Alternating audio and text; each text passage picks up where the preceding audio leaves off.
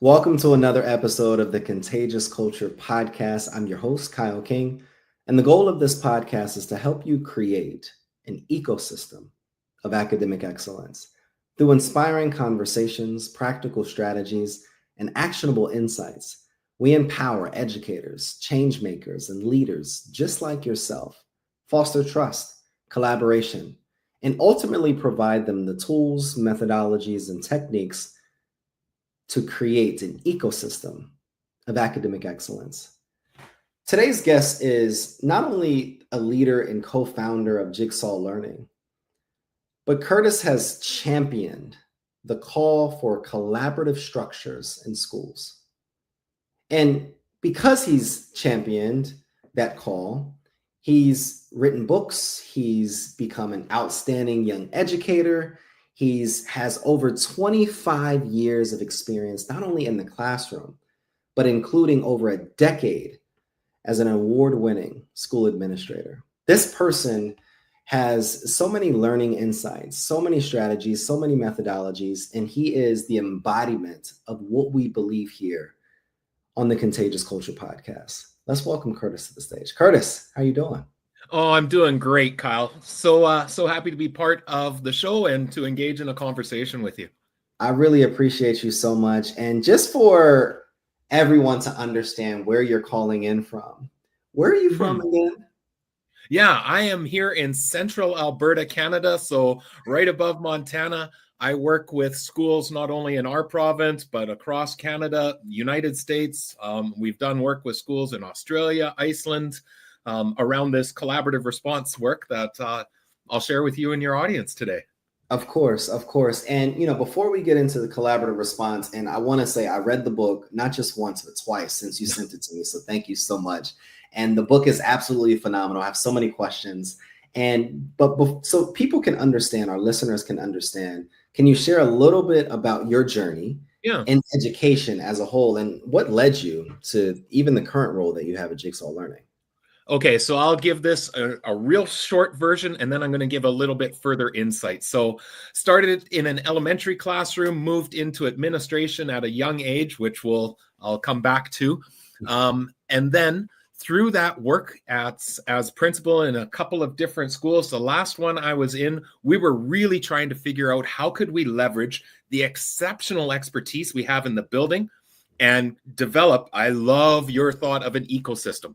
I'm going to talk a little bit about that. Develop this ecosystem that would take the best of each and every one of us and ensure that we could leverage it well to impact students.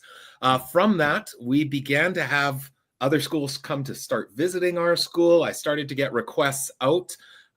Reached a point in time, this is probably right around 2010, where I had the opportunity to move into the university and worked as an instructor at the University of Lethbridge in southern Alberta for 5 years, moved into another university. But while this was going on, the calls just kept coming in for other schools saying, how did you go about doing this? How could we replicate?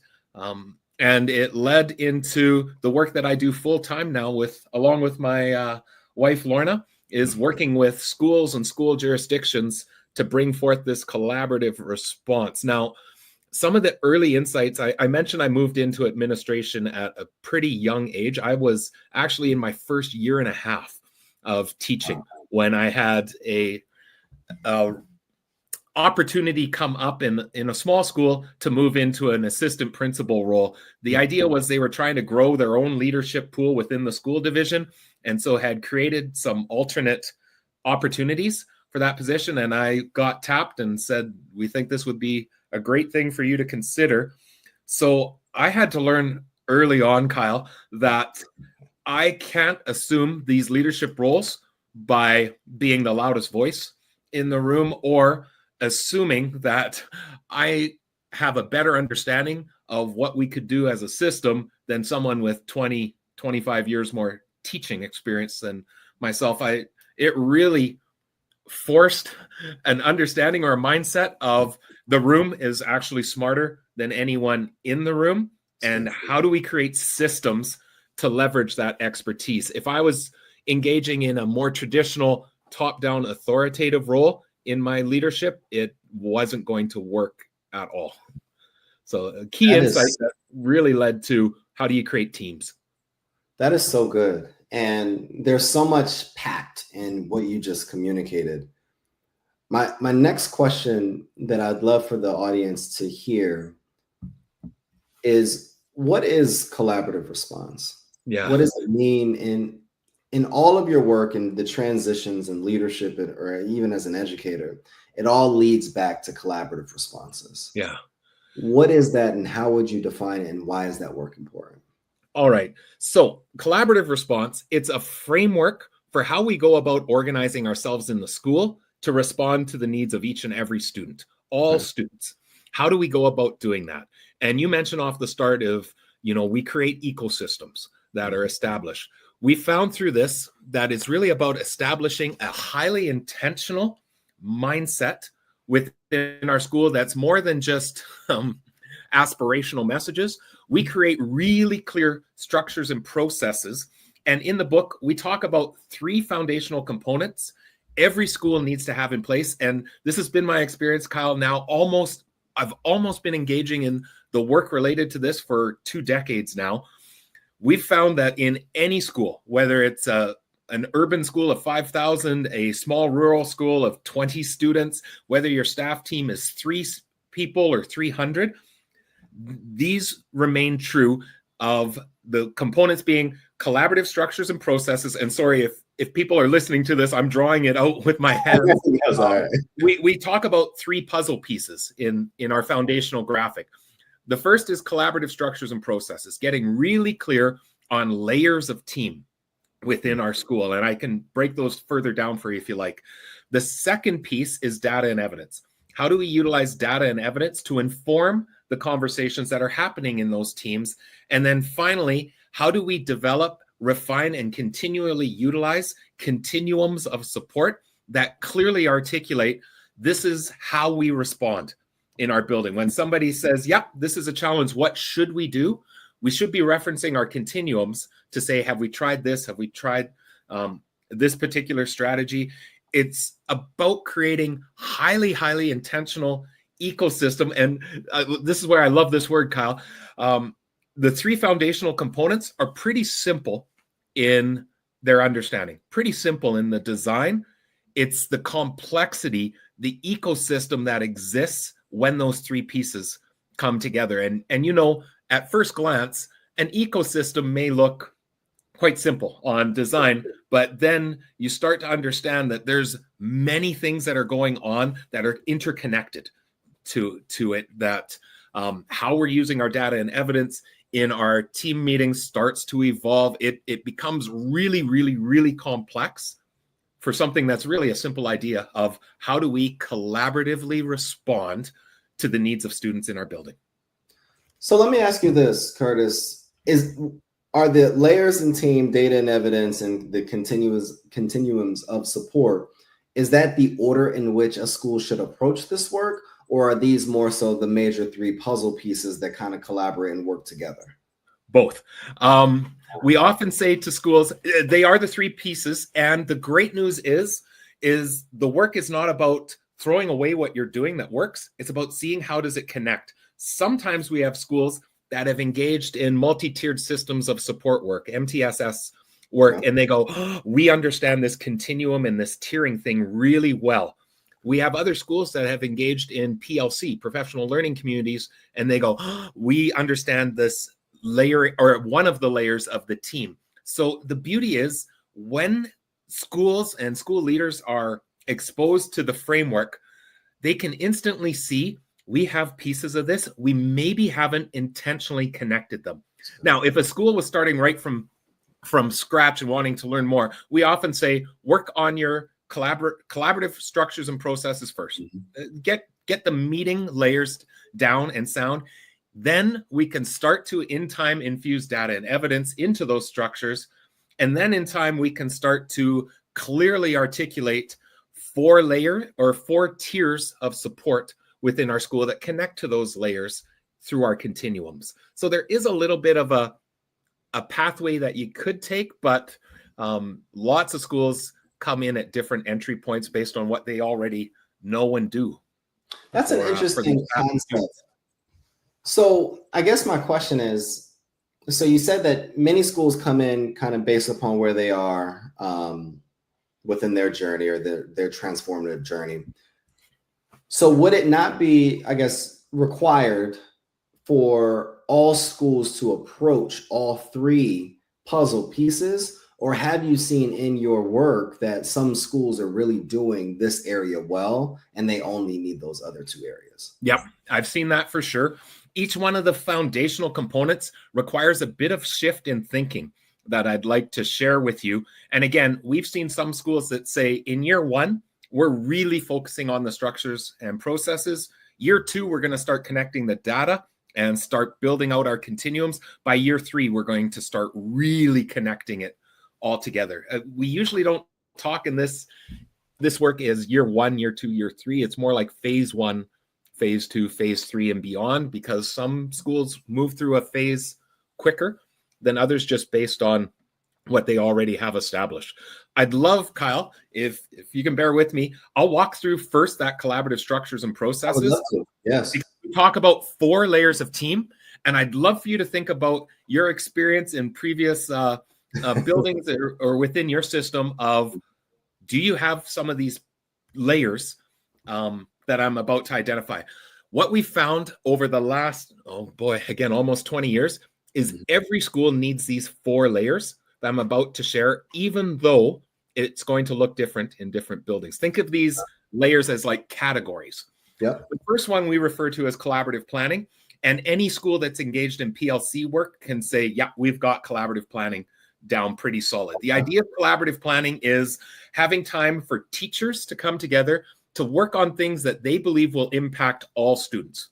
Okay, so walking through those 4 foundational questions in a PLC is really about what are we doing for all? What about if students already know this material? How are we responding? Schools that have PLC-like structures, they go, yeah, collaborative planning is solid. In my own school, we had grade level teams. Each week, those grade levels had 60 minutes where they would work together. They would create common goals that they were focusing on as a team. And in time, those goals became very data informed, but it would drive like a goal, like we are going to improve vocabulary instruction. Obviously, we want a tighter goal than that, but let's say the focus was vocabulary instruction. Now we're going to use our collaborative planning time to get really good at vocabulary instruction. Okay, so that's the first layer. I'm going to skip the second layer for a second. I'll come back to it. The third layer we refer to as school support team. And essentially, this team or teams are focusing on students who need support beyond the classroom. Interesting. Okay? In my own school, it was myself as principal, the assistant principal. We had a learning support facilitator, think like a special ed coordinator type role. And then we had a family school liaison that we shared with the high school. They were half-time in both buildings. Every Thursday, the 4 of us would meet, and we were focused on students who were getting referred for additional supports, students that we knew we were needing to look at further support beyond the classroom. Sometimes we'd have a teacher join that conversation to be part. Sometimes teachers just said, just keep me in the loop. Let me know what's going on. Sometimes the conversation was about the teacher. And okay, this concern has come up several times. Could we look at some coaching support? How could we connect this person to this other person in our building who has a good relationship with that student or has a solid set of strategies that they could teach? Sometimes it was, we're getting a lot of similar concerns coming up. Maybe we need some further professional learning together to address this. My wife, Lorna, often calls this the hub meeting. And I worked in one large high school, or worked with one large high school, where they didn't have a school support team. They had multiple. There was a grade 10 team, a grade 11 team, a grade 12 team. Each one was focused on about 700-ish students that were 700 grade 10s, 11, 12. Wow. They were kind of the group that moved with those students as they progressed through high school. And then they still had a student services team that were looking at students, especially with well-being concerns, and things that were coming up. And then they also had a grad check team that was meeting on a regular basis to just see who's on track to graduate. And if not, how do we need to intervene to help support? The last layer. This one's the easiest one to understand, and it's also the one that every school has. We call it the case consult layer, but the idea is anytime we meet with one kid on the agenda and we get all the right players around the table, it falls into this layer. So when you have an individualized program plan established for a student and you're meeting with the parents to review the goals and maybe even the students part of that conversation would fall into this layer. When there is a crisis that has happened at the school and we need to get everyone on board for how do we respond, it may include external agencies, it would fall into this layer. Okay. I worked with one high school when they were thinking about the different meeting structures they had. They held it up against these 4 categories that I'm describing to you and said, most of our meeting types are falling in this case consult. They were a school of 1,200 students, and it totally explained why they felt exhausted. They said, it feels like we're playing whack-a-mole, but that's because we're trying to address kids one kid at a time. We know there will always be times where we have to meet about one student, but through these layers, we start to get as proactive as possible and address some things before it ever gets to that level. You know, the thing that I love most about these layers is that it continues to connect with how your book emphasizes that every child needs a team and deserves a team. And in that message, we're not saying if you're a school of 500 that you need 500 students, that you need 500 teams. We're saying, no, you need strong team structures so that every student will benefit from the intentional working together. What does that look like, though, in practice? Because I think a lot of times, and you understand this, especially in the educational industries, we sit so often in the philosophical and we don't transition it to the actual practical and tactical. So a school leader is listening in right now, or a school principal or administrator or board member. How can they integrate and really begin to do this work that you're communicating on a day-to-day basis beginning this next week? Yeah. What would that look like in practice? So Kyle, this is exciting because we often hear people say, I understood the why of things like MTSS programs or response to intervention or whatever that response framework looks like. We often hear that this is the how. This is showing us how to do that. So I'm going to describe that second layer of team, and then I'm going to paint a picture of what it could look like specifically. This second layer of team is what makes collaborative response unique. Oh, and are you still there as well, Kyle? Perfect. This second layer of team is what really transforms the school. And what we were finding is sometimes our collaborative planning efforts, so i.e. PLC, wasn't always responding to the day-to-day needs of students. And sometimes we were finding at those higher levels, the school support team and the case consult, we weren't leveraging the collective capacity of the overall staff body. We needed another mechanism, and it became this collaborative team meeting. The idea that every 3 to 5 weeks, essentially monthly, we're going to bring teachers together for a very different looking conversation. And let me just show you what this conversation looks like. And then I'm going to paint the picture of how this would set up. So this conversation, you and I, and let's say 4 other teachers come into this room. We've got an administrator present, maybe one of our special ed leads are in this conversation as well. And we've come ready with students that we want to talk about. So the first thing that a facilitator is going to say is, Kyle, who's a student that you have? And 30 seconds or less, what's the celebration you want to bring? You know this question's coming. It's part of the regular cadence of the meeting. And when you say, I got Darius, he's really picked up his motivation in the class. He's really seen some uptick. Obviously, we get more specific than what I'm sharing here, but a facilitator then is going to say, what do you think you did that led to that success? I like that question. Yeah. What we're trying to do is get teachers reflecting on what they're doing. And when you say, oh, it's not a big deal, I use this one checklist that's right on his desk that really shows him the steps to take, someone in this room is going to say, I'd love to see a copy of that checklist. Exactly. We're trying to share that expertise. And then we move to the second part of this conversation, which is the game changer. Listen to how this gets phrased here, Kyle. I would say to you, okay, I know you've come ready with a student, and in time, your data is surfacing which students. When we first start, it's bring who you are concerned about. But we say, don't say the student's name. I'd like for you to share the key issue, 8 words or less, please. Okay. Even though you've got a name written down on the paper, you say, okay, for the student that I've brought today, the key issue is time on task. I cannot get this student to focus for more than 20 seconds on individual tasks before they're off. Okay. What we're trying to do is make the conversation about the student as succinct as possible by identifying a key issue. And then what we say is, all right, for everyone else in the room, write down the name of a student you're thinking with a similar concern. Okay. So I go, yeah, I teach phys ed, and I've got a couple kids that I can't get to stay focused on task very long. What we're trying to do is get the attention off the actual individual child that you brought and off you as the teacher. We're not putting you on the defensive. We're just saying, what's a key issue you're experiencing? And then we start brainstorming. We start saying, what could we do? Well, in my classroom, I do this. And somebody else says, well, I teach in the shop, and one of the things I do is this. And we just start sharing. No idea is a bad idea. And in time, we start referencing our continuum that we've created to say, are there ideas off our continuum that we should be adding? This, again, that third puzzle piece, but that may not be in place right away.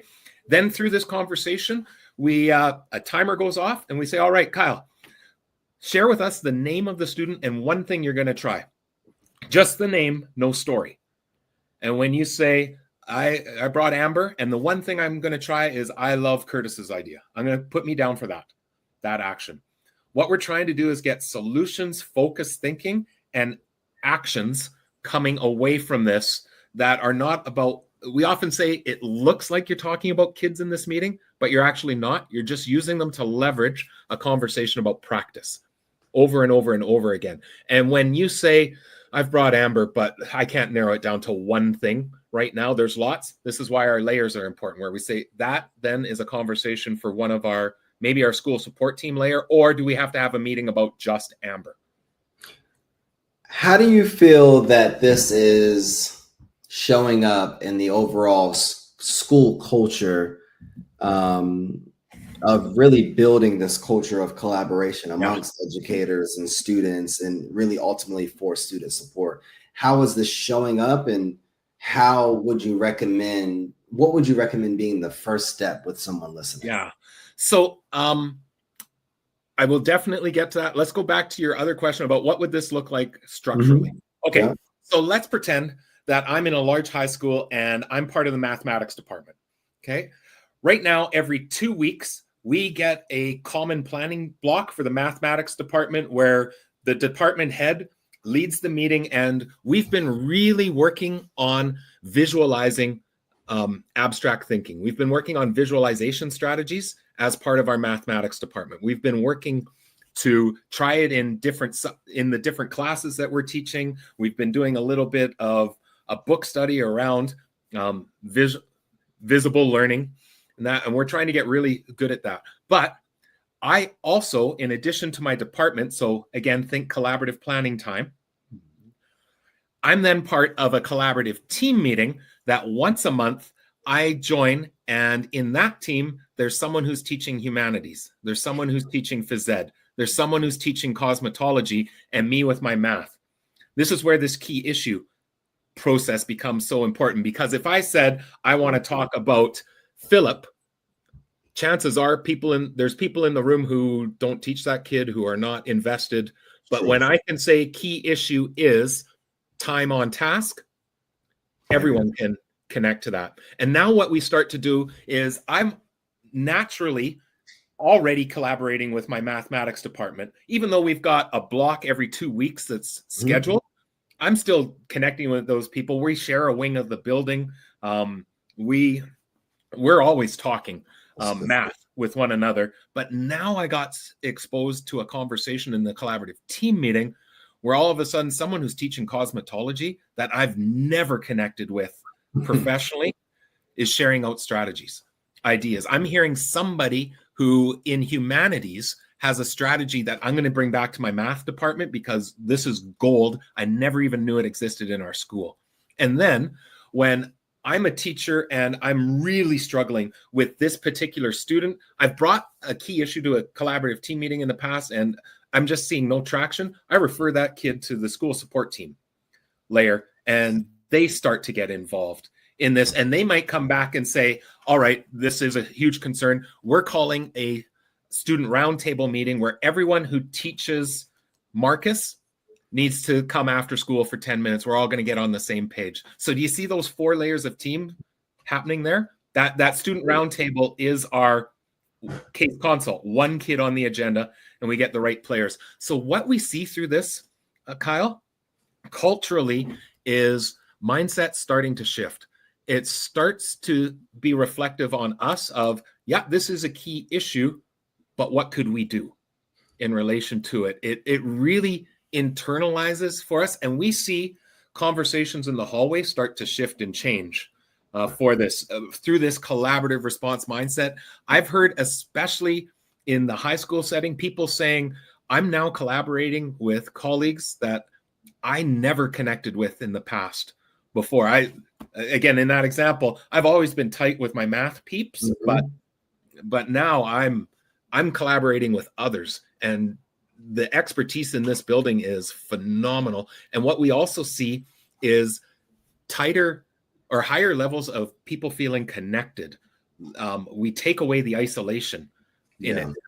We take away that blame cycle of me sometimes being scared to share that I'm struggling with a student because it might expose a lack of understanding for me as a teacher, where through this we say, no, we all struggle. Name it. Let's work through. So I often with this work, I'll say to schools, if you really want to get started, start that collaborative team meeting. That structure. It starts to radically change how you go about responding to needs of kids. If listeners were to take away one key idea from today's conversation, or even from your book or from your insights, what would you give them? All right, I'm going to give 2. The first one is super simple. You could start it tomorrow. The next one will take a sit-down reflection. You might need an hour to put it all together. The first simple thing is start every meeting with celebrations. And every time you celebrate, keep asking, what did we do that led to that success?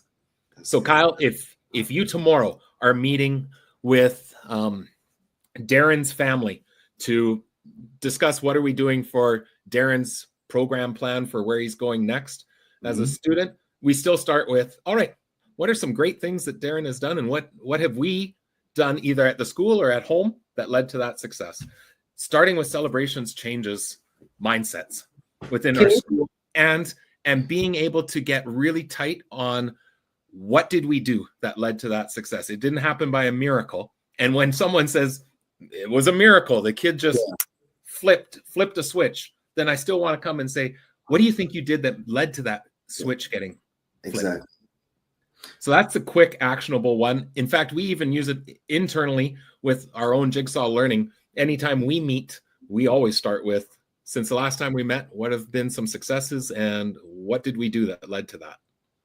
How important do you think it is for not just for us to do this with our teams as leaders, but also for leaders and teachers to do this with their students? Oh, 100%. 100%. All of this starts to trickle down into the classroom too of, okay, how can we infuse celebrations into this and being able to say to students, all right, let's share one thing that over the past week you've learned or that you've grown and how. What did you do that led to that?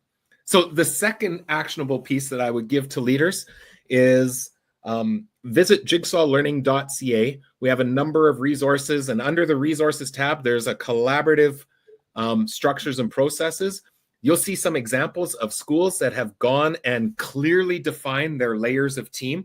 They've taken those 4 buckets and said, in our school, we call what Kurtis called collaborative planning, we call grade level teams. Or in the math example I gave, we call those department meetings. Go and lay out what are the different meetings that happen in your building and which layer would they fit in. What are the most important meetings to be able to have? Is there one that's more important than the other, or is there just the what we found is in time, all 4 of them are critically important because they are allowing us intentional focus within each one. We know the conversation about the student intensifies as we move from that first layer up to the one child.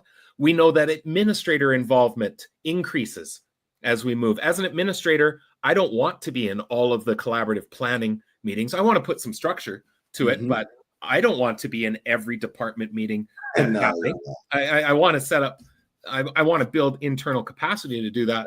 But when we get to a place of a crisis conversation about one student, I probably have to be at that table. So that increases. And so we don't see one being better than the others, but that collaborative team meeting, that second layer, is an absolute game changer in a school. It's, again, it looks like you're talking about students, but you're just using the student to surface a key issue that then we can intentionally say, what could we do? I often say it's the opportunity to unpack every toolbox within the school, which has huge impact outside of these meetings. I'm in this one. I've brought a key issue for a student around they have trouble seeing text on the board. I've tried moving them closer. I'm still having trouble. You come and say, well, I found this resource. I have this website, whatnot. I'm not waiting till the next meeting when I have another concern come up because I know Kyle's got some expertise in this area. I'm tracking him down at recess at the end of the day. Again, the collaborative response that emerges within the school is phenomenal. That no child's success is ever the result or ever the responsibility of a single person. Nope, we operate as teams. You have 60 seconds to share a message that is going to be reached by every educator throughout the states. What would you say? I would say, and I know 9 out of 10 listeners would have seen the TED Talk from Dr. Rita Pearson that is Every Child Deserves a Champion. If you haven't, search it. It is a powerful message, and I love the passion and the purpose that she brings with it. My message would be for educators is I think every child deserving a champion is a great place to be. I also think if we're trying to do it on our own, it's a recipe for burnout for us, a recipe for teacher well-being concerns. I would flip this to say, I believe every child deserves a team of champions within it. But when we can operate as teams, we can maximize and increase our impact tenfold than any one person can do on their own. I would take it one step further than Rita shares in that of let's operate as teams. Every child deserves a team.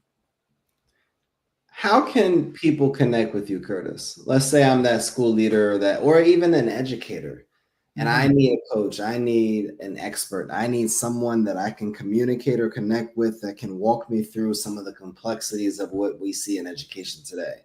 How do I get in contact with you? The easiest way is through our website, jigsawlearning.ca. That's .ca, not .com. Jigsawlearning.ca. All the contact information is there. And you can find me on social media just by searching Kurtis Hewson. That's Kurtis with a K. And then Hewson, Hewson. I would love to connect. Again, we work with school leaders across North America and beyond to really put in place high impact collaborative structures that transform how we organize our schools for student success. So reach out. I'd love to have a conversation. We also have our podcast, Building a Culture of Collaboration, as well. The book is Collaborative Response. If you search that out, any of those paths will bring you back to myself or my wife, Lorna. When you think about what's next for you, Kurtis, what's next? You've made some major impact. What's next? For me, the ultimate vision, and I'll take you back to where you started this conversation, full circle on sharing that journey. I got into teaching because I just wanted to make a difference for kids. That was simply what it was. I want to make a difference. And when I moved into administration, it was, okay, I think I can make a greater difference by helping to support all of our students, all of our staff. When I moved into the university, it was, man, I could really make an exponential difference if I am helping to shape the next round of teachers that are going to impact thousands upon thousands of students. And now the work is, how can we impact systems or jurisdictions, multiples, thousands of schools to impact millions of students? So where we're going is, I believe, not only every child deserves a team, but I think every adult in schools deserves it. I would love to be part of a conversation on creating truly collaborative cultures. Kyle, I know that you know this. Lots of schools would say they're collaborative, but it's happening either by accident or by just dependent on the people in the building at that particular time. I would argue, let's make it highly intentional that collaboration is not something that just naturally or accidentally happens. It's burned into our existence. I would love for this profession to truly become one that is 100% collaborative and can impact more and more students. I often say, when you join one of these collaborative cultures, it's usually not that you're going to work less, or that, that whole idea of we're going to work smarter, not harder, that applies. But in truly collaborative cultures, we see energies make way more impact than when we're trying to do this by ourselves. How could we take that same input that we're putting in now and increase its take that same energy, and increase its impact? That's what I believe would be next steps. And I would love to engage in that conversation with each and every school to create collaborative cultures where nobody feels isolated, where everyone is connected, and every child benefits from the mass amount of expertise and knowledge that exists in the building. This has been such a phenomenal conversation, truthfully.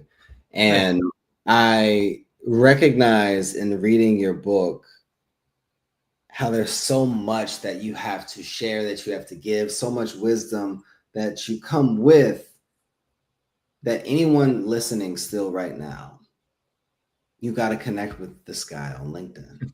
You have to go to his website and book a consultation or identify the resources so that you can be able to work with him. Kurtis, I'm just so thankful. And anybody listening, thank you again for listening to another episode of the Contagious Culture Podcast. I'm your host, Kyle King. And one of the questions that we ask every week is, what culture am I spreading? Because the energy you bring is the culture you create. We're going to bring Kurtis back for an episode 2, for a part 2 of this episode, but we want to be mindful of the time that you spend taking action on the steps that he shared today. Taking action by liking, subscribing, and sharing this podcast episode. Taking action by going and connecting with Kurtis on LinkedIn. Taking action with going to his website and scheduling a call. Taking action with going on Amazon or any major retailer and purchasing your book, Collaborative Response, today and shipping it to your house. Taking action as an educational leader by buying 100 copies of his book for your whole team. And I think a lot of times as educators and anyone listening still right now, a lot of times as educators, we have all of this information and we're not taking action.